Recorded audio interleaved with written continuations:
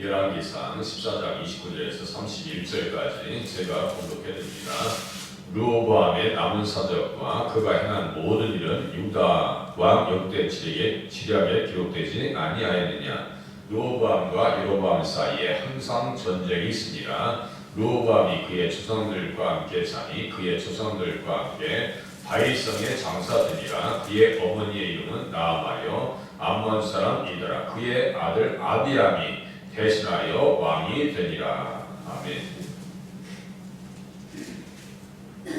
14장은 아비야가 죽고 또 여로보암이 죽고 르호보암이 죽는 것을 우리가 볼 수가 있습니다.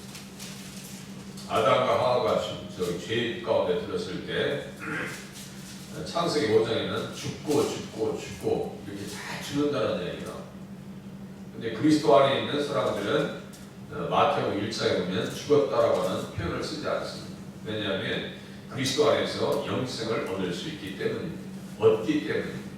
그러니까 그런 관계들도 우리가 살필 필요가 있겠습니다. 그런데 여로보암이 타락해서 멸망했다, 죽었다. 르호보암이 그렇게 타락했지만 하나님께서 대하시는 방식이 다르셔요. 르호보암은 언약의 자손이기 때문입니다. 그가 왜 그렇게 타락한 길로 갔었는가? 여호와 보시기에 악을 행했다. 그의 조상들이 행한 모든 일보다 뛰어나게 하여 그 범한 죄로 여호와를 노엽게 하였다. 22절에 왼쪽에 써 있습니다. 이는 그를 또 산 위에 모든 푸른 나무 아래 산당과 우상과 아사랴 상을 세웠습니다. 말씀드린 것과 같이 우상을 섬기면은 순결이 변해서 불결이 됩니다. 부부간에 건강해야 될 것이 그 건강이 정욕으로 바뀌어버립니다. 세격으로 바뀌어버립니다. 요새는 뭐 동성애 하는 것을 부끄럽게 생각하지 않습니다. 아예 동성애를 지금 통과시킬까 말까 지금 그러한 고민하고 있어요. 기독교의 눈치를 보고 있죠. 남색하는 자가 있어. 왜 그렇게 엄청난 타락 가운데 있었는가? 31절에 보니까 끝에 보세요. 그의 어머니의 이름은 나아마요 암몬 사람 이더라. 밀고 몰래 몰로. 이것은 다 같은 뜻이 있어요. 왕이다 라고 하는 뜻입니다. 왕. 그러니까 주도권 싸움이라니까요. 주도권 싸움. 영혼을 가지고 사탄이 이 영혼을 내가 취할 것이냐. 하나님의 백성인데도 불구하고 그 영혼을 빼앗으려고 얼마나 작정을 하고 계획하고 옵션도요 수없이 많습니다. 사탄은 신천지가 한 사람의 영혼을 이렇게 끌어들이기 위해서 286가지인가가 이 옵션이 있대요.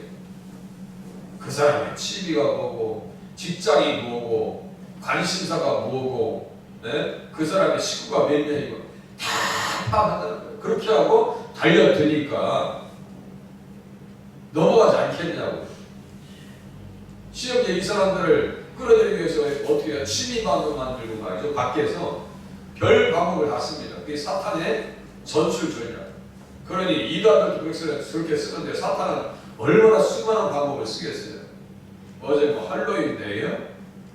그거 정말 귀신 축제입니다.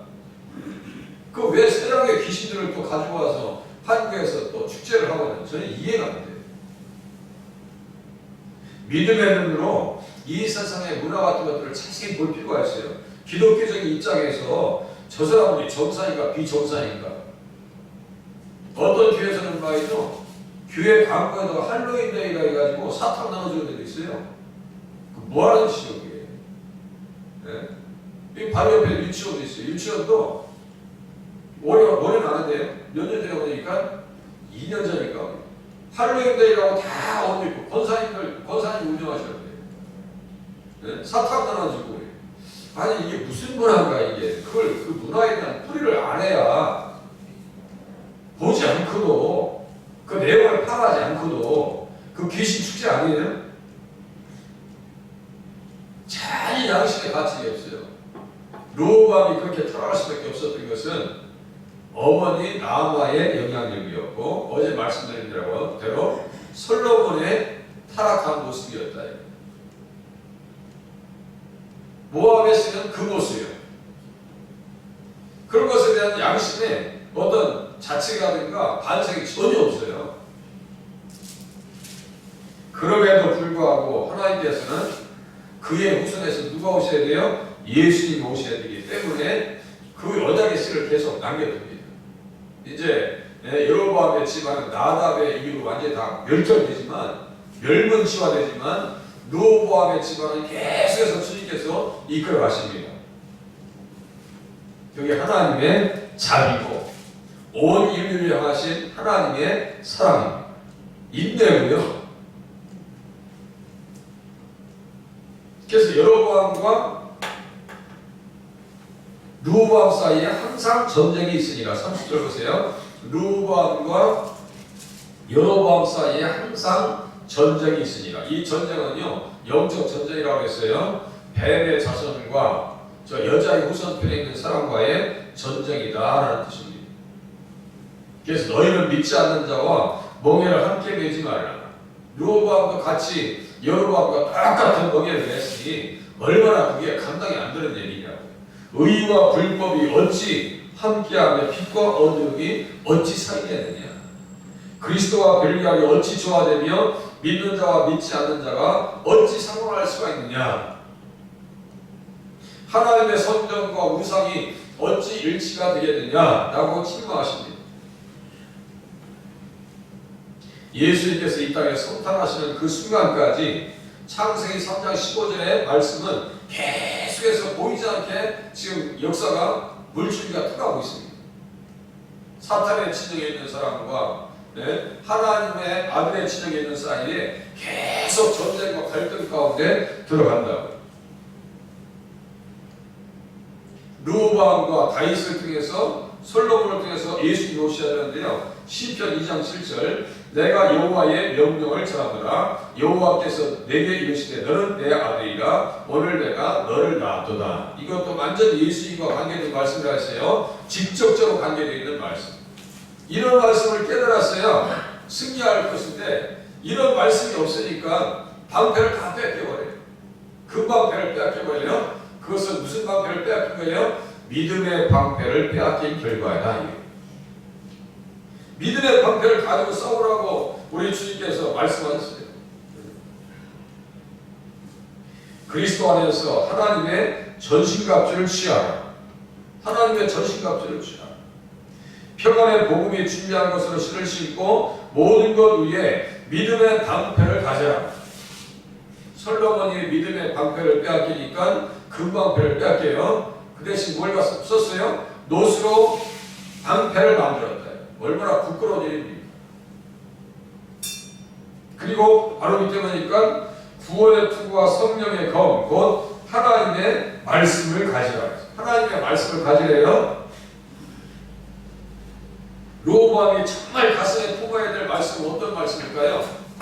시편 2장 7절 너는 내 아들이라 오늘 내가 너를 낳았도다. 시편 2장 7절을 쓸 때 다윗이 그 말씀의 의미가 어떤 의미인지 솔로몬에게 자손들에게 그 지역에 있는 유다 백성들에게 통치자들에게 장로들에게 그리고 아들 낳은 공동체에 있었던 그 수많은 백성들에게 그 말씀을 귀가 딱지가 생기도록 외쳤을 거예요. 대체가 이 말씀이 어떤 말씀이냐. 유다 지파를 통해서 예수님이 오신다. 그분을 통해서 온 인류에게 구원의 문이 열린다라고 수없이 외쳤을 거예요. 그런데 다 마이너프입니다. 마이너프입니다. 속에 병일기라니까요. 말씀을 잃어버리니까 르호보암도 타락의 길로 가더라. 말씀을 잃어버리니까 솔로몬도 타락의 길로 가더라는 거예요. 우리는요, 이 마지막 때를 살면서 예수의 좋은 군사로 거듭나야 될 줄로 믿으시기를 바랍니다. 법대로 살아야죠.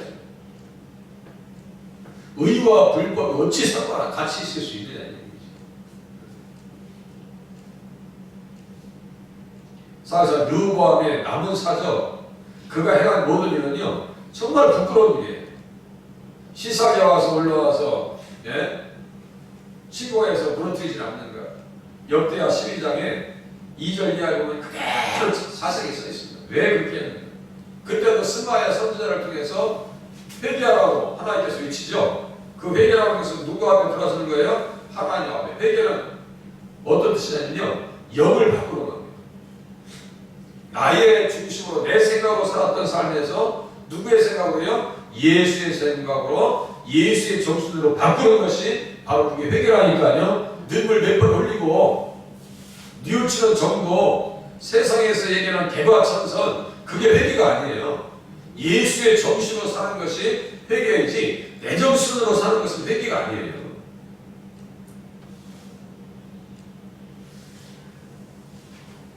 하나님의 말씀, 성령의 검을 가지래요. 그러면요, 다윗을 통해서 너는 내 아들이라 오늘 내가 너를 낳았다. 그 말씀이 어떠한 뜻인지, 또 가장 가까이 있었던 사무엘하 7장에 보면 어떤 말씀이 있어요? 나는 그에게 아버지가 되고 그는 내게 아들이 될 것이다. 이 말씀이 얼마나 중요해요. 그러면 잘 보세요. 언약의 당사자로서의 사명자, 그리고 왕의 직분을 받았어요. 그러면요, 세상에 잘 살아야 될 거 아니에요. 한 사람의 결단이, 왕이라고 하면 이스라엘 백성들의 머리요, 아버지와 같은 존재예요. 집에서 아버지가 무너지면, 머리가 깨어지면, 무너지면, 목회자가 타락하면 뭐 감당할 수 없는 것처럼 이스라엘 백성들, 유다 백성들이요, 뒷감당을 못합니다. 감당을 못해요. 나는 그에게 아버지가 되고 그는 내게 아들이 되리니. 하나님의 말씀 곧 성령의 검을 가지라 했습니다. 아니, 아브라함 때부터 계속해서 주셨던 말씀이에요. 너의 씨로 말미암아 천하만민이 복을 받을 것이다. 너의 씨로 말미암아 천하만민이 복을 받을 것이다. 그 복이라고 하는 것은요, 다른 복이 아니에요. 구속의 은혜, 의롭다 하시는 은혜, 죄 용서의 은혜, 거룩하게 하게 하시는 은혜, 양자들이 하시는 축복, 영생의 축복, 천국의 축복을 얘기합니다. 그러면요, 야, 그 말씀이 내가 너무 귀해서 이 말씀으로 살기 위해서 내가 선자의 말에 귀를 기울여야 되고 하나님 기록된 말씀을 잘 기억하면서 살아야 될 것 같잖아요. 그런데요, 다 잊어버려요. 왜냐하면요, 믿음이 없기 때문입니다. 금보다 귀한 믿음이 없었기 때문입니다. 믿음 생활 잘할 때, 솔로몬이 믿음 생활 잘할 때요, 금방 배를 가지고 출입했고요, 이스라엘 백성들은 은을 돌과 같이 여길 정도로 풍족한 삶을 살았습니다. 그런데 믿음을 잃어버리니까 다 빼앗기더라는 거예요. 또다시 말씀드릴 수 있는 것은 예수를 잃어버리면 모든 것을 잃어버린다. 예수 잃어버리면 다 잃어버리는 거예요. 그 예수를 잠언서 8장에는 솔로몬도 썼어요. 솔로몬도 나로 말미암아 왕들이 치대하며 방백들이 공의를 세우며, 이 말씀 다 어디 갔냐고요. 본인도 잃어버렸고 르호보암도 잃어버렸고 이스라엘 백성들도 다 잃어버렸고, 어찌 보면 아비야만도 못한 거예요. 아비야는 뭐라 했어요? 유대인들의 전승이에요. 이 전승이라고 하는 것은 전설하고 달라요. 상당히 근거 있는 말입니다. 이스라엘 백성들이 하나님을 사모해서 절기를 지키려고, 유월절, 무교절, 칠칠절, 총각절, 속죄일, 그리고 나팔절, 이런 것들을 지키려고 올라갈 때 가로가 나왔던 그 38선, 영적 38선 있죠? 그것을 다 걷어치웠다는 거예요. 그러니까 하나님 앞에 선한 뜻을 품었다라고 하는 표현이 성경에 나오는 거예요. 14장에서 아비야 이외에 옳게 된 사람이 누가 나타났냐고. 이 시대는요, 바른 믿음의 사람을 찾기가 쉽지 않습니다. 바른 복음을 듣기도 쉽지가 않습니다.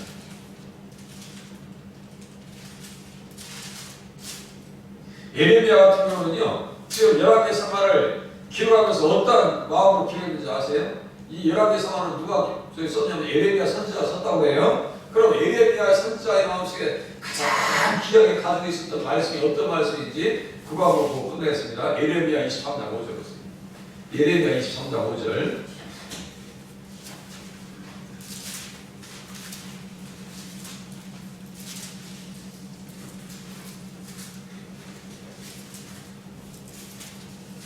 5절, 6절. 이게 너무 그러니까 이렇게 맥을 다 잡아야 돼요. 성경에서 중요한 맥을 잡아야 돼요.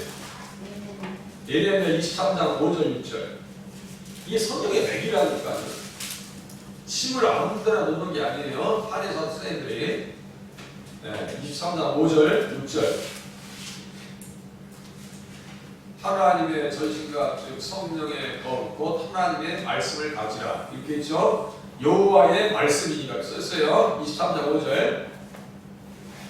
구약성경 1086페이지. 1086페이지. 예레미야 23장 5절. 여호와의 말씀이니라. 보라, 때가 이르리니 내가 다윗에게 한 의로운 가지를 일으킬 것이라. 그가 왕이 되어 지혜롭게 다스리며 세상에서 정의와 공의를 행할 것이며. 여기 보니까 다윗에게 한 의로운 가지, 그가 왕이 되어라고 할 때 다윗의 의로운 가지는 지금 누굴 얘기하는 거예요? 예수님의. 이제 이해되시죠? 의로운 가지. 그렇게 하고 그의 날에 6절 보세요. 그의 날에 유다는 구원을 받겠고 이스라엘은 평안히 살 것이며 그의 이름은 여호와 우리의 공의라 일컬음을 받으리라. 써있죠? 그러니까 유다도 이스라엘도 대책은 누구밖에 없어요? 예수님 이외에는 대안이 없습니다. 오늘 이 시대에도 똑같아요. 영적 이스라엘, 유다와 이스라엘에서는 아브라함의 자손입니다. 아브라함의 자손된 우리들에게 영적 대안과 대책은 누구밖에 없어요? 예수 이외에는 없는 줄로 깨달으시길 바랍니다. 이게 구속사라. 이게 그렇구나. 예수님 때문에 예레미야는 미라미 사과를 지금 기록하면서 누구 믿어야 된다는 거예요? 예수 믿어야 된다는 거예요. 다윗의 의로운 가지가가 되시는 그 왕 예수를 믿지 않고서는 살 수 없다라고 하는 메시지를요 계속해서 직간접적으로 지금 증거하고 있습니다. 예레미야 23장 5절 6절 꼭 기억하세요. 예수님 그 가지를 붙들고 우리가 살게 도와주시옵소서. 기도하시는 새벽 시간이 되시길 바랍니다. 기도합니다.